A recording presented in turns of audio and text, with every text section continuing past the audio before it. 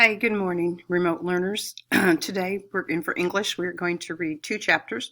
We're going to read chapter 8 and chapter 9, and then answer questions that are posted online in Google Classroom. For social studies, hopefully you got that done yesterday about the time zones. If you have any questions, make sure you email and let me know.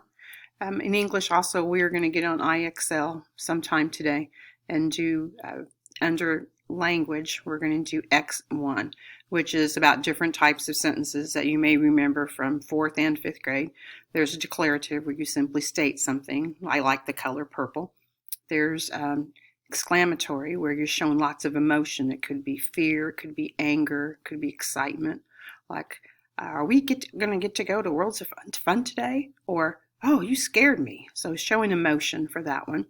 Another one is going to be where you ask a question, only they don't call it question type of sentence, they call it interrogative. So think about when the police take you in and maybe they interrogate you, they're going to ask you questions. So interrogative means a question. And then the last one is going to be,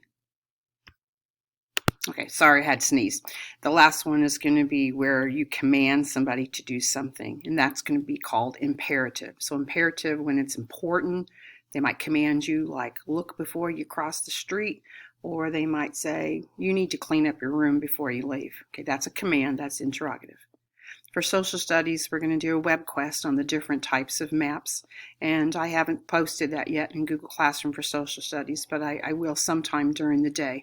I'm having to figure out how to put it on electronically, so I'll do that. And then if you have any questions, let me know. Hopefully you got into iStation and took your test. You got into FastBridge and took your test. And next week we'll do the fluency where you'll have to read to me and I'll have to record that. Okay.